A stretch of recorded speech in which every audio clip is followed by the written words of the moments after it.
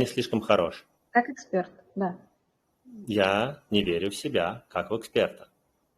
Мне Да. недостаточно внутренней уверенности в себе, чтобы я сказал, что я эксперт. Вот и все.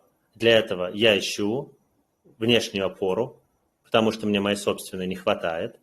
Я ищу и залетаю в какой-нибудь онлайн-курс, как повысить свою экспертизу.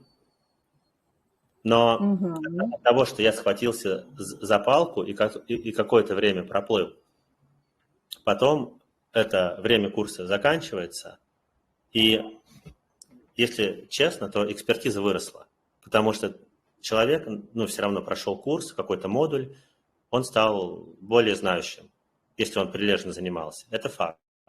Но его внутренняя история осталась с ним. Он по-прежнему не верит в себя и в свой продукт.